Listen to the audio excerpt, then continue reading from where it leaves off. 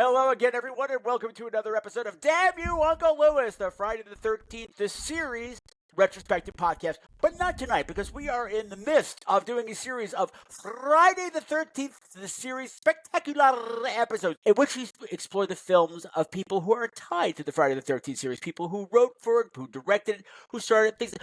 If you listen to Scream Queens, it's like a Friday the 13th, the spectacular, but for Friday the 13th, the series. If you don't know what you're talking about, I can't possibly help you. Anyway, this is to tide you over until we go public in January. So this is the last of them, but we'll talk about that later because we got things to talk about. We got a movie to do, and we have two fabulous people waiting in the wings. I'm not going to introduce them, so instead we're going to introduce Trae and Maya Murphy, my favorite people in the whole world. Hey, Patrick. Hey, Maya. Hey, Patrick. Hey, Trae. Hi, everybody. They've been in the naughty closet because Maya kept counting me in wrong for the show and making me laugh, so it's been took like 7 takes. So they've been in the I hate it closet. when my co-hosts make me laugh. It's the worst. I know. It's shameful. It's disgusting. And it sounded like you guys had a great time in the naughty closet. Anyway, I don't want to. I don't want to know. I don't want to know. I don't know. I don't ask any questions. Except this one. How are you both? Trading. How are you? What's I'm going doing on? well. Not much. Just get ready for Halloween. Halloween's coming up. Oh yeah. Oh, by the way, Happy Canadian Thanksgiving! Hey. Yay! Hey. Go celebrate in America Town. Yes, wherever that is. Wherever that Wherever is. Yeah. The other thing there's other thing that happened on the calendar is that since our last show is that we had the I think it's like the 38th anniversary of the premiere of Friday the 13th the series. I probably have the date wrong, but that's okay. We'll figure it out, fix it in post. But yeah, so yay! I'm Yeah. technically older than the show. Yay! Yay! Yeah, you could be on the shelves because you're an antique and you're evil. I am. I am You both are. of those things. Both of those things are a compliment in their own Yeah. weird way. Okay, so here, this Friday. You didn't ask how I am. How am I? I forgot. You know what? I told you how you are. You're naughty in the naughty did. closet. You evil, did. And you're old. Please, how are you? I'm those things all the time. I'm fantastic. I saw Rocky Horror outside at a cemetery. It was fantastic. I loved it. Nice. Cool. Nice. I dressed up as Riff Raff because I'm antique and I'm evil And you're riffraff. You are and a I'm from riffraff. outer space. You're fast. You're the one who ruins everything. You ruin the party. You come in and shoot everybody. And I want to turn my hair into a banana, but it's not long enough. Okay, here. Friday the 13th, the series spectacular is now called to order. The person we are focusing on today is the director, Armand Mastroianni. Now, Armand Mastroianni, he wound up doing 10 episodes of Friday the 13th, the series, although we've only seen 2 up till this point, and they were... You know what? I know what they are, but do you guys know what they are? Maya Murphy, Trae, do you know what- Absolutely, because listening to Mickey say Bauble is the best thing in the Bauble. world. That's right. And the other one was the super violent one in a hospital. What was that called? Where the liquid in the brains. No, that's what your hospital is. The Trae, no. Trae's trying to answer. No, I don't. Oh, you don't. No. I'm like, Naughty closet, both of us. Naughty closet. It was the one where people died horribly, and there was some weird old thing that people kill people. Yeah, it was Better Off Dead. The one Yeah. with the syringe that sucked Yeah. up the thing, and Mickey's girlfriend got kidnapped, and they put her in the thing, and Mickey's brain got sucked out. The guy trying to save her. It was the mad scientist episode Yeah. Yes. with the hooker and the monkey. The hooker and the mug. Of course, that episode. How could Oh, you the forget hooker that and the one? monkey episode. Yes, of course. Yes, of course. Both of which we both enjoyed. Remember, Maya really loved that one, and we all loved Mesmer's Bauble. So he's got some he's got some cred. He Armand Mastroianni, born in Brooklyn. Yeah, Brooklyn in the house. And wound up being mostly a TV director. Highly successful one. Still alive, still working. He's got 4 miniseries in the works right now. He does lots of TV movies, lots of one-offs of shows, but been working consistently since 1980. But for horror movie fans, his first movie, he hit jackpot right out of the gate because he did He Knows You're Alone in 1980. That was a fun one. That was a good one. Yeah. Now, I debated, do we talk about that movie? Because eventually I voted, no, it's a perfectly fine movie. It's a shameless Halloween clone. Shameless. But well done, and with excellent actors, a lot of which, many of whom have gone on to fame. Not just Tom Hanks. It was his first film. This guy discovered Tom Hanks, but most of the cast has had an extensive career, solid theater people and soap opera people. But I figured a lot of people already know that movie, and Maya's not a slasher fan, so I want to see what else has this guy done. What else has he done? So what I landed on was his follow-up film, which is The Clairvoyant, also known as The Killing Hour. And this one was a video nasty, which I did not know until today. Wow, Was it really? what? Oh, okay. I can see that.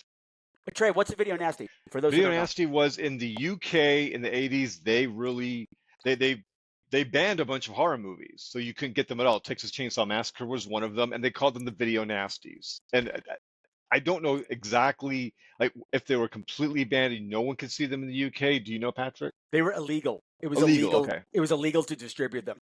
Okay.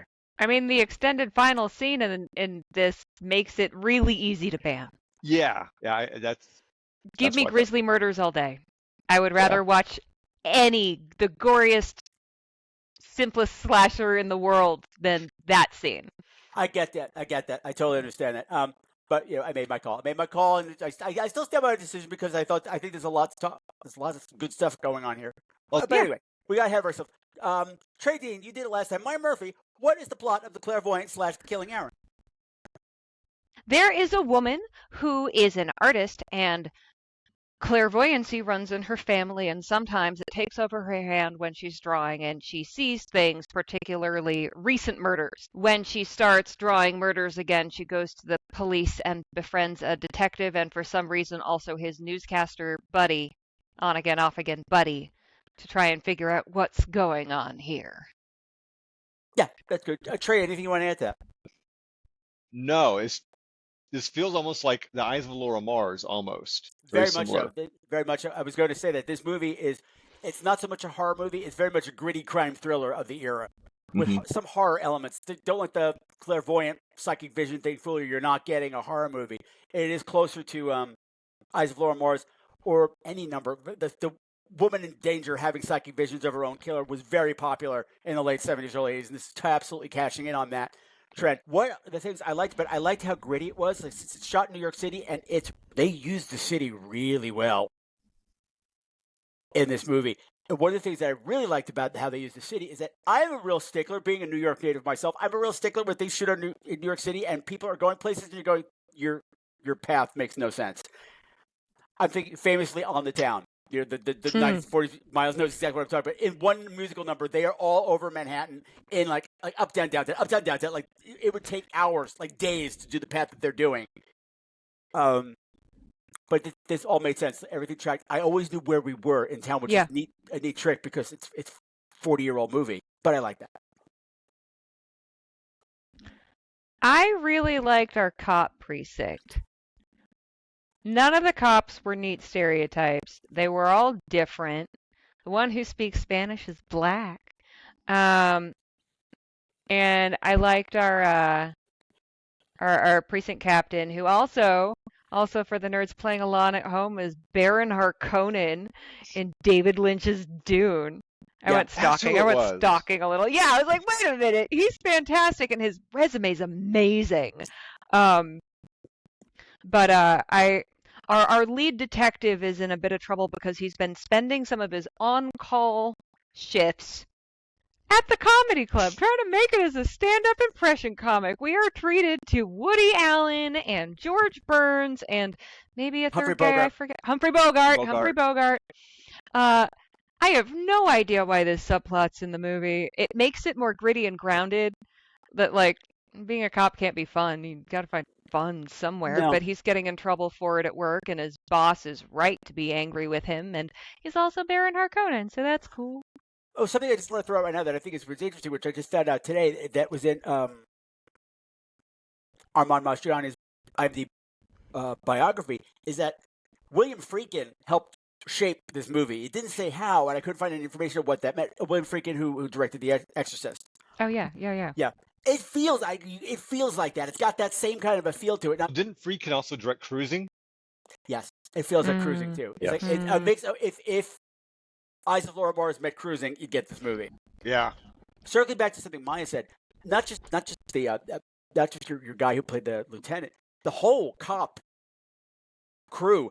These are incredible character actors. These are seasoned veteran actors. They all have hundreds and hundreds of credits, and like they know what they're doing, as does everybody in this movie. You guys don't know because you're not as old as I am, but like everybody. I'm like, it's a movie that's top to bottom. Oh, that guy. Oh, that guy. That guy. That guy. Even the people in the background. I'm like, oh, that person did tons of commercials. I know her. I know that guy over there. You knew everybody in this movie, and this is one of the things that I like that when what happens a lot with this guy's movies as well is that you get it. Like, sorry, babbling. John Carpenter will often stack his movies with his stable of actors, so you've got character actors in every single tiny role from top to bottom who know the craft, know what they're doing, and he's got that here.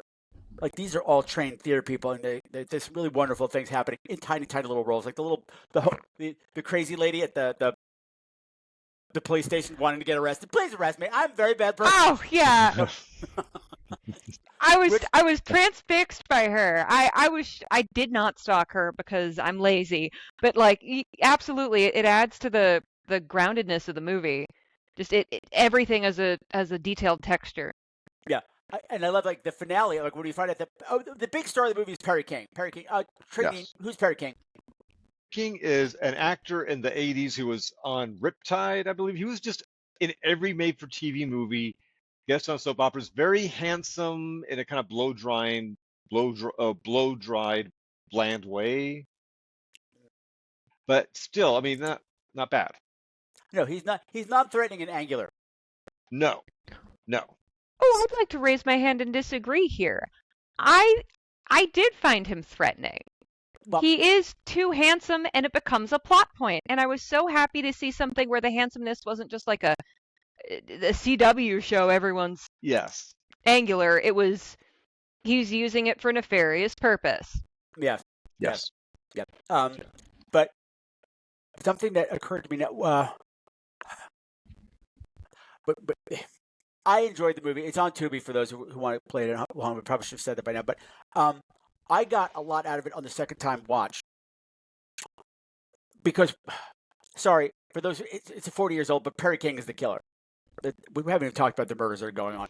But there's a serial killer that's happening. It turns out to be Perry King, who's the cop's best friend. But to watch him, knowing he's the killer and watching how he's playing, it actually brings up something that's very Friday the 13th, because what he's doing on his TV show is very double exposure. Remember the episode with the camera with the newsman who was predicting the serial killers as they were happening because it was him. It was his double as a killing. So it's got that feel to it. And Perry King also has a daytime or a local TV show where he's talking about the murders and bringing on the clairvoyant and sort of making her a thing. So he's sort of feeding off the murders, which I didn't think about, but yeah, since he's actually part of it. He's double dipping. He's it. He's it. It's him. Yeah. He's also doing famous. He's also doing irresponsible exploitative journalism, and he's in trouble with his boss also. We have this little mirror of people not doing their jobs the way they're supposed to. Since we completely blew past the murders in this. I think the opening scenes in this they go right for the throat. Yeah. Maya, walk me through. People keep turning up dead, explainably, in handcuffs. The first person is a sex worker, clearly abused in all of her orifices. Well, we figure that out at the morgue. We do. They bring it up as a detail. Well, it's true. Because they also bring up how the men aren't. Yes. Good point.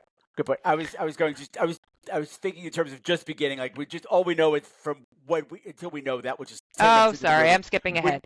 We get okay. several sequences of people dying because handcuffs have been attached to them in bad situations. So we have a muscular man swimming at the pool, and he gets handcuffed to the ladder and can't get out and drowns. Or someone is working on utilities in a manhole in Manhattan, and he gets handcuffed to the wrong thing and is electrocuted to death. Yeah. Mm-hmm. And this woman is found floating nude in the river, handcuffed. That poor extra. Whoever had to do that, poor thing. In the 80s, Hudson River. Naked. No, I had to say, I loved this whole opening. Blew me because you're getting hit with style that you don't really get with the rest of the movie. But in the beginning, it almost feels Giallo-esque. Yeah. Mm-hmm. I found the opening very impressive, and then I got disappointed later. But still, for what it is, the opening's great. I love the whole scene in the pool because it felt like cat people. Trae's already talking before he said it. Oh, yeah. Yeah. Okay, I get that, definitely. Those just- the concrete walls, the way the screams echoed. But being Very cat handcuffed people. underwater to the ladder just oh God, that got to me. Just the weirdest way to die. And then And, I want to talk and senseless. Go, Trae. Yeah.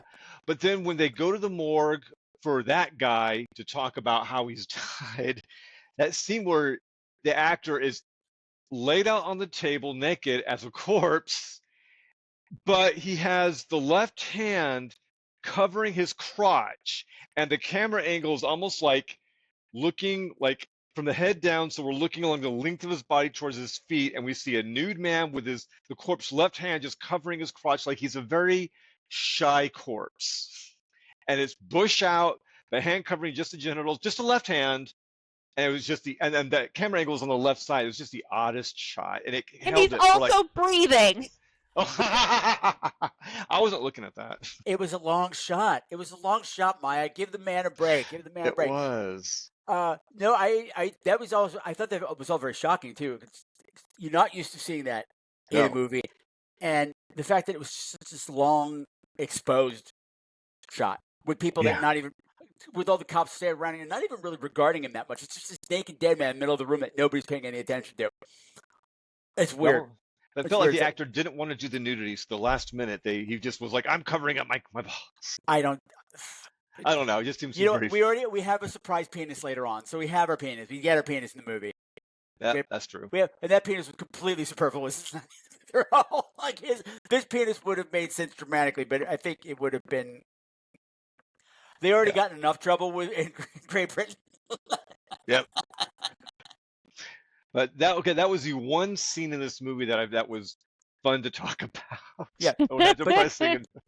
Yeah, but right at the top you get these three. You get the woman getting pulled out of the river, and these two murders right back to back. And I'm going, holy shit! Is this how this movie's going to be? And the guy gets electrocuted outside of a diner. Did anybody recognize the diner? No. It's the diner from Chud. John Goodman's in. Yep, where everybody gets killed.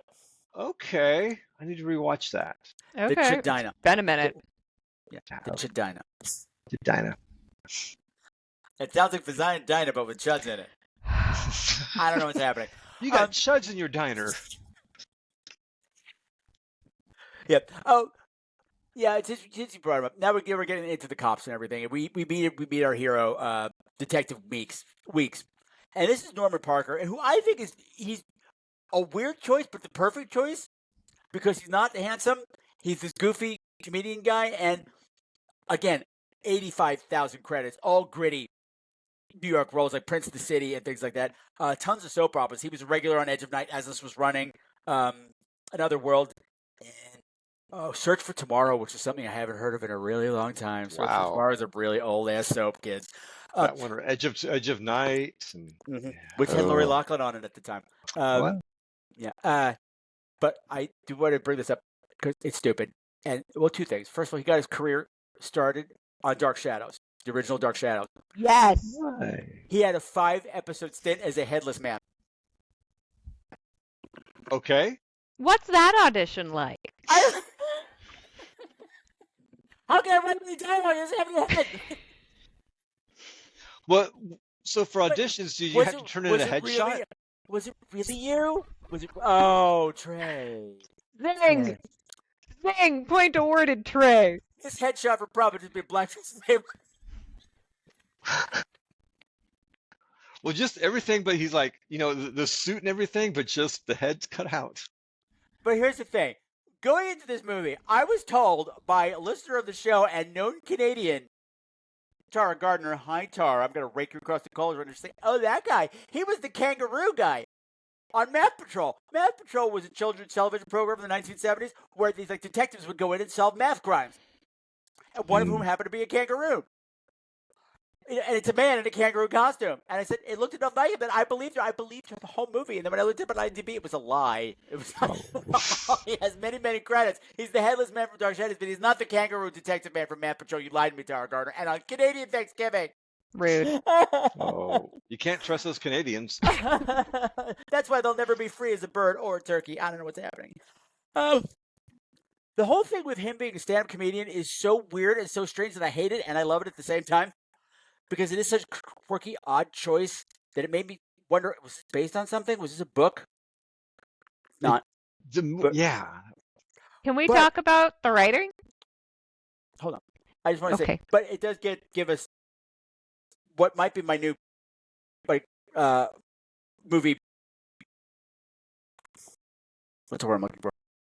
Trope? One of my new guilty pleasures to see in a movie is terrible stand-up. Like a long, terrible stand-up. Yeah. It's not necessarily his. We get to see other people's terrible stand-up acts as well. What were you going to say about the writing, Maya Murphy? Oh, I was just going to say, well, the story is written by our director, and then the screenwriting was done by someone who never wrote another movie again and good. That's it. I was just being mean. Yeah. Just had a very made-for-TV feel to it at times. It did, and I want to talk about how much I With love. really bad language, I suppose. Yeah, yeah. if you start with his impulses and then are stuck with the rules of television broadcast, what words you can say, what you can show, how long it can be, I think his work turns out so good. And then when you let him have penises and boobs and sexual assault, I stopped trusting this director. Okay. Well, and I think it's also kind of telling that we're so far in the movie, we haven't even mentioned the lead actress or character. If she had a single defining personality characteristic, maybe we would. Yeah, Verna. Listen, she taught me a life lesson in this movie. I learned something from Verna. You never wear a headband to a harp restaurant. If that restaurant has a harp, you do not wear a headband. You are not meeting the dress code. That's not okay. What in the flapper is happening with that outfit? God help us. Ooh, 1980. Come on now. It was not happening in 1980. Come on now. No. Anyway, tell me about Verna Nightborn. She has a lady roommate who works in obstetrics. She is an artist. She's looking for some other kind of job, and every man tries to have sex with her. Well, both of them. Yeah. Yeah. Well, yes. Both of them who shouldn't, because of very clear-cut professional lines, do. I spent this movie so angry and uncomfortable. It was very the relationship, the romantic relationship between her and the cop was very forced and rushed. It was like we need to have a relationship between them, and so let's just make it happen. Why? No chemistry. No. Not really. It wasn't lots of blossom, but at least one with that she's also being seduced by Perry King. That made sense because that was strategy for him. I need her, and I'm going to use I'm going to get these looks of mine to get what I want because I always get what I want because of this face. He's also trying to get her to do her psychic stuff on the show, even though her visions haven't happened when she's planned them. They'll totally happen on his show because he'll just murder more people, right? Time. Trae, tell me about Verna's visions. So Verna has visions of a woman handcuffed to a bed, and then people dying. And so she has a charcoal drawing, and so she draws these charcoal drawings of what she sees. That's her artwork, is fragments of visions. Yeah. Thank you. What I liked about this, like instead of normally in these movies, you have the person, the tragic woman has visions of her bending doom and vengeance. Verna draws them. What do they call it with the handwriting? Oh, instant writing. Automatic writing. Yeah. And she says her mother did automatic writing. Mm-hmm. Not my mother. So since we're here, Elizabeth Kemp is Verna. You know when we play the name game, like sometimes I'd be like, "Hey, what's in a name?" But the screenwriters, like, we do research. I don't know what they were going for with this name because, like, if you go for a Verna Nightborn, this is not who I see. No. It's such a strange name. I expected a more colorful character. Verna, like veracity, maybe, like or the like, truth and the vision. And the Nightborn. I was seeing dark, gothy Addams Family, but we didn't get any of that. You know what? She's fine. I think she's lovely. She's Elizabeth Kemp. She was in He Knows You're Alone. She's the one who had the date with Tom Hanks. She did all of her scenes with Tom Hanks, and she wound up with her head in the fish tank. It's like the most memorable death scene in it. Oh, I have no beef with her. I think she's bringing a lot of work to a very underwritten character. Mm-hmm. She always has something going on. She's always looking for help, trying to problem solve, trying to be independent, and just it doesn't work out for her. The scene that initially was driving me nuts with her, which I almost completely wrote her off, I just said, this movie's shit, is Perry King shows up at her apartment, and she just got out of the shower. She's wet in a towel, robe, the whole scene. And he forces his way in. trying to schmooze her to get on his show so he can explore. Hey, why don't you have this thing? Why don't you do it on my show? Because it'll help me catch the killer. Because he's getting calls from the killer or what he thinks is the killer. He's cashing in on this whole handcuff killer thing. The fact that she let him in was bothering me so much, and the fact that she never said, "Excuse me, I need to go put some clothes on." At some point, because she's she's so exposed and so vulnerable, and she's wet the whole time. She never gets dry. But then the whole scene turned. Like, she owned that whole scene. Like, when he finally started to be like, "Hey, I want you to be my," she's like, "Absolutely not, no." And she was saying with this mom, she's like, "I know exactly what you're doing. You're not here to check on how I'm doing. You're here to get me on your show, and you can exploit me." And she was already 5 steps ahead of him, the whole scene, and was telling him, "I'm 5 steps ahead of you." And I said, "This character's interesting. She's going somewhere." And we never had a glimpse of that the rest of the movie, which was so sad. I got distracted during the scene too because she had a crocheted watermelon on her bookcase, and I just kept staring at it. But I decided it's not her, because I'm like, "What is this brilliant, intelligent, artistic woman? You're an artist and you have a crocheted watermelon?" Maybe it belongs to her roommate. Maybe it's one of those, your baby is the size of this watermelon. That's what I had to eventually come down to, because I had to say that Muriel was the light, truth, and hope of the killing hour. I love Muriel. It was a great character. She was a lot of fun. Her name's Barbara Quinn. She didn't do a lot. She was also in He Knows You're Alone. She was their dance teacher. There's a scene they have a ballet class. She's the dance teacher who has an issue with them smoking. I'm like, a ballet class in the 70s would have been all smoking. It would have been required smoking. Not the point right now. But listen to her other credits. She was in Squirm, which is the killer worm movie. She was in Blue Sunshine. She was in The Wild Party, which was the non-musical version of that movie, which also starred Perry King. But she was in Jaws 3D.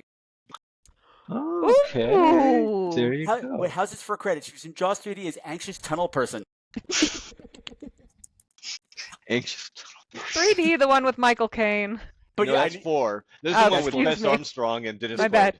My It's the one bad. at SeaWorld where they have the underwater tunnel. They all blur together after a certain point. Understandable. The one with the shark. Oh, okay. Okay. No, I love Muriel. She's grounded. I thought for a while, are they a couple? That's why I said she's so weird. Her relationship was like they're roommates. Like, why are they roommates? Yeah, it just. Well, But then she had to be there. Well, also the way the movie's written too, they're not telling you everything right away.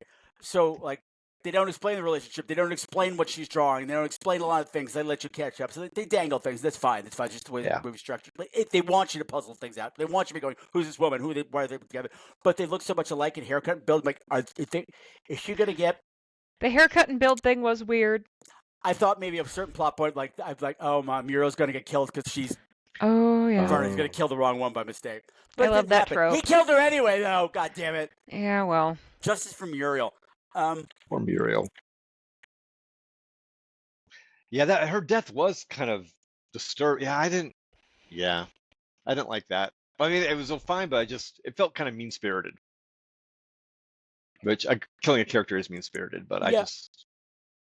Circle back to something that just hit me that I did appreciate.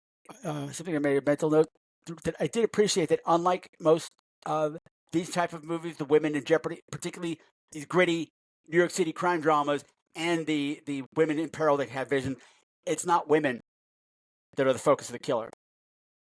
It's men, for the most part. In women. There is a common thread of the episodes I like of Friday the 13th, this film, and the other film we watched, where he continues to perpetuate violence against women and not take them seriously. So he doesn't like women because he didn't kill them in this one. No, I'm saying we have sexual assault and everything. He's focused on the men because they're more interesting. They're actually people. Okay. I hypothesize. Okay. All right. Fair enough. I would just say it was refreshing to not, because normally in a movie like this, it would be strippers getting killed. It would be sex workers. It is a hooker, and we have flashbacks to her through the entire film. But it would have been that the whole movie. It would be another scantily clad topless woman getting raped and murdered again that we get to see graphically over and over and over again. Well, I do think there's something to be said though that the whole thing does eventually boil down to a rape, like a gang rape. Yeah. Don't you want to watch it for a really long time? Yeah. This blew my mind too. I thought there's a thing. This was originally released as The Clairvoyant, and then they said after the whole thing with the UK and stuff, they eventually released the director's cut as The Killing Hour. And they said, with all these restored scenes, and none of which... And the scenes they listed, and these scenes were finally restored. It was like the scenes of the guy working out before he got drowned in the pool, scenes of the guy chatting with the waitress at the diner before he got electrocuted. And it's like, okay, so all this video nasty stuff they didn't cut. Anything about the extended rape, the group sex that turns sour, because that's what this is about. It's a cover-up. These guys, including Perry King, they took a lot of drugs. They hired a sex worker, and they wound up killing her and raping her. Or maybe not necessarily in that order, maybe in that order, maybe both. Who knows? But the men who were getting killed were the other people in the room who would be able to identify Perry King. He's killing the other people so that they don't squeal on him. Yeah. The police couldn't draw any connections because they met that night in the bar, and just in their alcohol and drug-induced haze, they went, "Oh, what we need is a hooker." Right, and there's no there's 1980 whatever. There's no DNA testing then. There's none of that. So, but a much harder case to crack, especially since she was in the river. Yeah. Yeah. Poor thing. Can I talk about the where I thought there was going to be a puzzle? Tell me about your puzzle. The puzzle that never was. The puzzle? So the policeman that I liked a lot. You make that sound dirty that way. I don't like that. I can make whatever I want. You want to do a puzzle? I'm a professional. No. So we have the policeman working on the Wuzzle puzzle, and some of them are in the wide, and some of them are real close up. They're putting. Wait. They're putting them together, all of her Yes. different clairvoyant Okay, drawings, sorry. and some of them are big and have multiple people, and some of them are very detailed of something small. And he's moving them around. One of the policemen, I forget which one.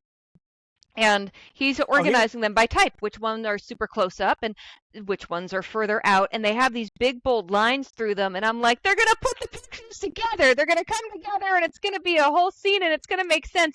And then we stopped and we don't look at the pictures anymore. But then there's a scene where, like, she has a dream, or in her vision, she sees a crab claw, like a statue. And then we cut to Perry King's house, or someone sees a crab claw. It was in the drawing, and that becomes like the Kaiser Soze moment. Yes. Yeah. The policeman is looking at the crab, and Well- she has a vision of the crab, and then she's staying at his house, and she sees the crab, and she puts it together. I'm sorry, Well, we Patrick, don't- I talked over you. No, you're fine. We don't know it's a crab. It's so close up, we can't really tell what it Yeah. is. They think it's a close up of the interior of a handcuff, or the jagged part of a handcuff. But it turns out to be the claw of a crab. And man, that is so squeezed in. That is so hammered. And even when they were showing it in the big reveal, I'm going, what is it? He has a weird glowing crab on his lamp. What? Well, the whole reveal was reminding me of the Usual Suspects, where it was so this time it was so overblown, and just like they thought they were so clever doing this, and watching it, I was like, okay. This is the payoff? I thought you were going to make me a beautiful visual puzzle, and now we have a crab I never saw before? Well, so Well, This now is it. You have a really long gag rape. It's 1981. This is what everybody loves. Yeah, but we're going to run around on the roof, just like one of those movie musicals. We're going to run around on the roof.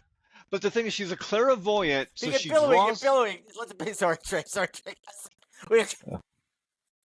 I can't clap I can't do the American. Ray, please continue with your train of thought. I'm No. sorry we distracted. I want to survive the handcuff killer. I was just saying- Stop it! You brought up musicals. Please don't. So the whole thing is, she's a clairvoyant, and she draws these pictures, and her psychic powers work in such a way that the pictures will connect together to form a giant image, but she doesn't know it, but her subconscious powers. It was so contrived, and it just was so ridiculous. I was like, okay, movie, sure. Well, she finally drew a group photo towards the end. She had a more complete vision, and she could see everyone but the killer, killer. who's Perry King, because But it's couldn't from her- the back while he's actively raping this corpse. And I'm just like, this is it. This is your payoff. And then we have this whole chase scene and more violence, and we're beating each other on the roof. And then she's fine. We get her cop boyfriend, and the press is already there, and he's go back making impression, and she finishes it. Like her boyfriend is trying to beat her to death on a roof. She realized he's a serial killer, and he goes, "Say goodnight, Gracie." Good night, Gracie. Fuck. I was so mad about this movie. I was not watching it a second time. Yeah. It is what it is. What was I going to say? Oh, something I did clock on my second time through. There's almost no music in this movie, Except during the gang rape. except there's there's atonal ambient stuff, but there's no distinct music. So a lot of scenes are silent. Like the whole scene on the roof, this final battle is silent, and we know where they are because they are right next to Grant's tomb. Like we firmly established that Perry King lives in the building that's directly on the north side of the north side of West Grant's tomb.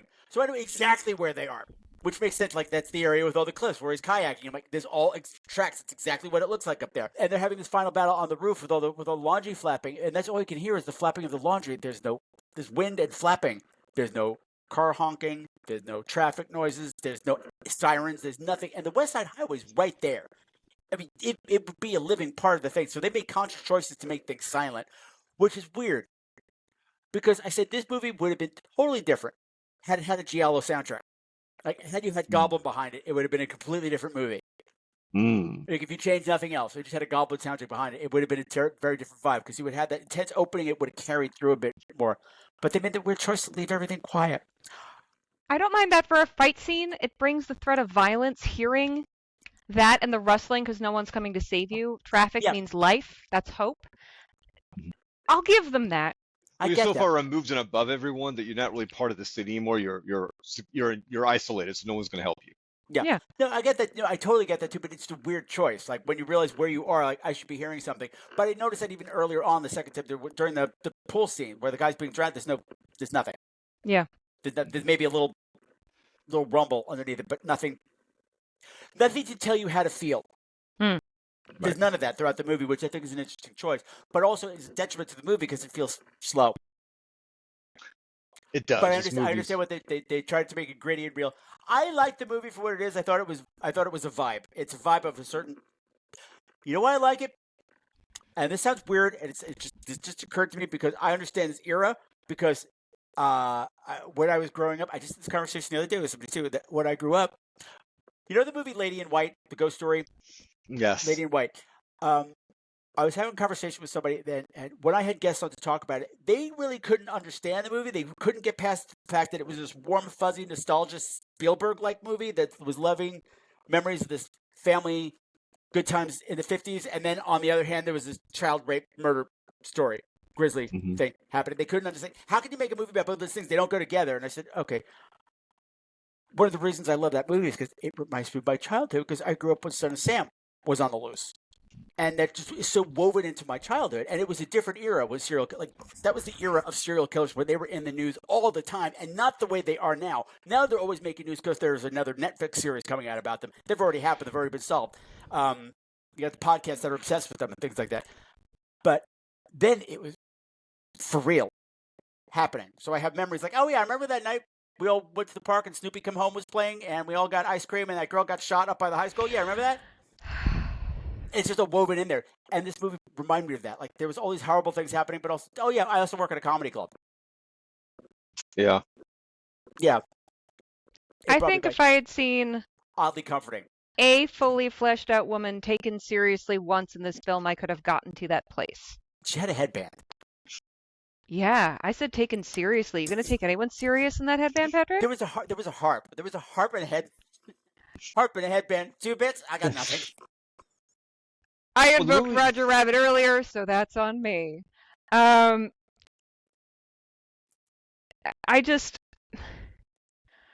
not convinced the director knows or cares that women are 3-dimensional people, and I couldn't get that taste out of my mouth.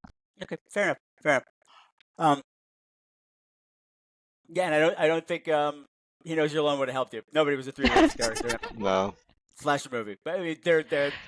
Slashers are fun. Oh, there's camp. Well, here's the thing. It's not really a. Right.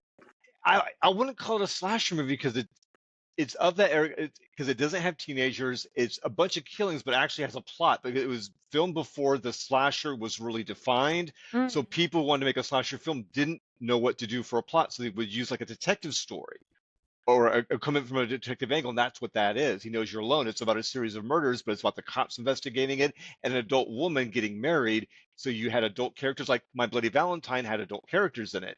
Then as you got into the 80s, like 82, 83, people started saying, oh, here's how slashers are being made. Here's a template for it. Let's follow it. But He Knows You're Alone, that hadn't existed. So it was really more of a crime drama with a lot of blood and gore in it. Yeah. Huh. And there's Okay. there's not even that much blood and gore. There's no blood and gore in it, actually. Right. There's no blood I at heard all. there was a head in a fish tank. That's as close as we get to camp. Yeah, Hmm. it's about a killer killing brides to be on their wedding days. And so a woman's getting married and everything's coming up, and yeah. But that's some fairy tale stuff. I don't know. Maybe I could get behind that. Yeah, Possibly. Yeah. But the thing is, like, what I like about him is that he's a New York director, very much so. So he's always using New York actors. So they're bringing stuff that you don't get from New York. Well, that you don't associate with the LA actors. Like, I don't want to get too deep into this, but there's the inside out and there's the outside in method.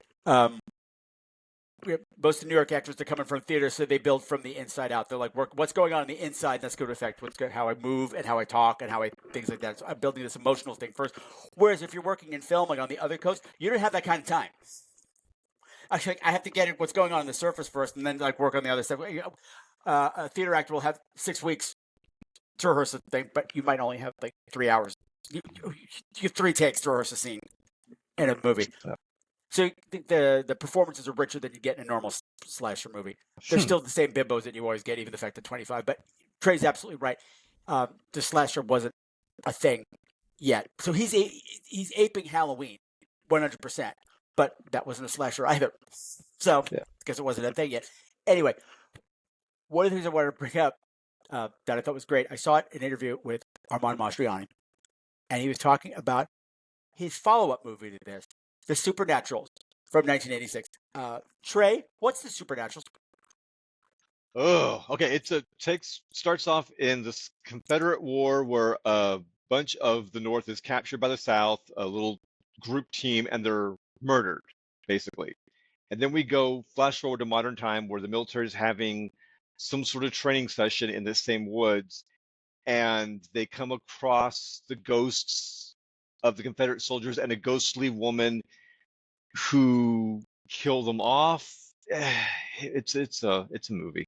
It's a mess. I mean, basically, Civil War zombies rise up to attack modern day soldiers. There's also a sexy lady ghost who everyone wants to hit on, and her tits are out in the river.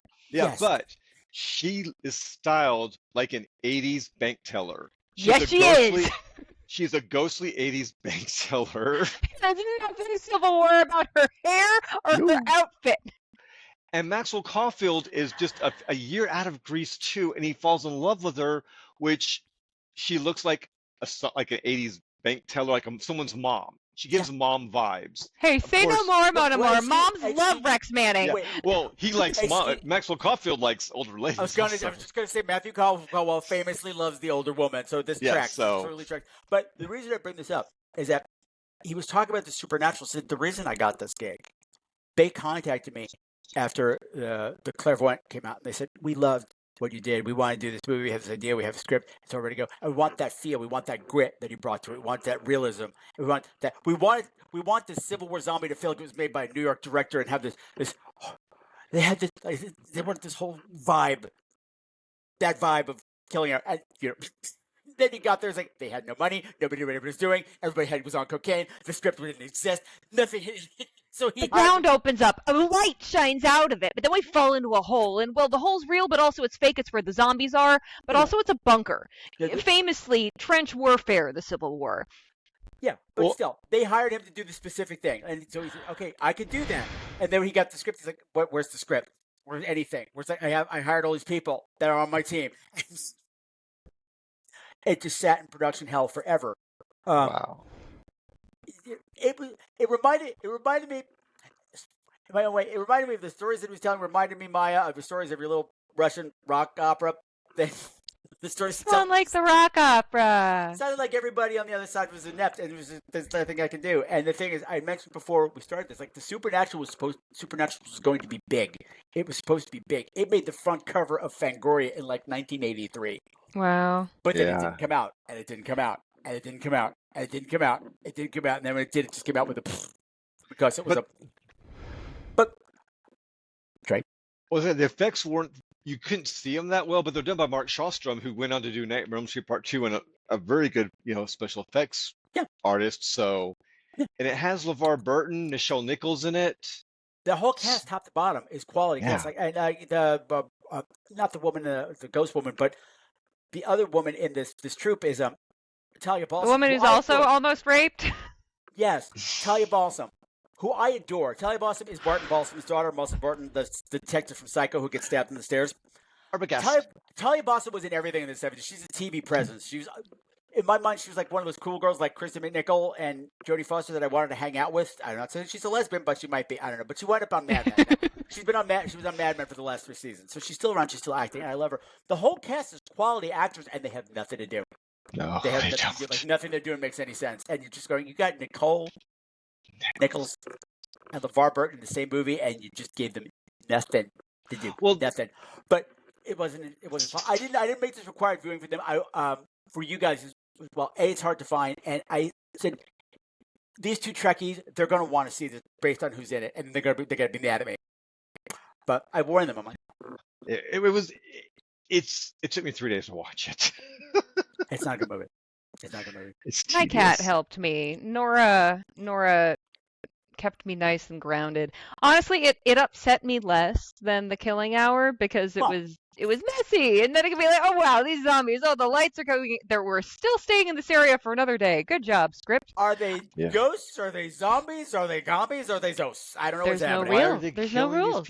Well, because we're going to keep having flashbacks about the kid that had to walk across the landmines. He's psychic and he wanted to save his mother, but no, the mother is magic. What's happening? Time. Trae, did you recognize the kid? Yeah, he was. Oh, he looked like Megan Fellows. I recognize him, but don't know who he's. One of those. I know you. I don't know his name, but he was in Friday the 13th. Jason Lives. He was the the kids at the camp. Oh, what would you be if you grew up? Yeah, we're gonna die. Yeah, that's the one. Yeah. Yeah. I mean, he's talking about like the Indian chief leaving tracks for the kids, and he's like, okay. The 2 bratty kids. He's one of the 2 bratty kids. But this is another movie, much like The Killing Hour. The opening scene of this is very upsetting. It is. I thought it was very upsetting. Trae, tell me what's happening. No, they've captured the Confederacy has captured a bunch of the Northern soldiers, and Other way around. Oh, is it? It is but for the terrorism of the North. Oh, how they traumatized us. We did not deserve it. Okay. For the South to rise against Trae, you got to kill him first. Oh, you're right. Okay. But yeah, so they have them, and the leader says, you've mined this field, and you've killed so many of our soldiers. So I will give you your freedom. All your troop has to do is go in a line together and just walk. Basically clear the field of all the landmines with their bodies. Yeah. And they've also captured like a 9-year-old boy who's part of the cavalry, so he has to walk along with it as well. And so they're walking along it and just blowing up, and they're just dropping as they keep walking. And it was a dark scene. We continue it in a bonus flashback later in the movie where the kid makes it across, and then the general goes, again, just in time for his willing mother to see. And she goes running to get him, and she gets blown up too. But they get blown up without any blood or body damage. No blood, no parts. A little bit. And then the kid's hands start glowing blue or something. And that magical 80s wave with the drawn on his face.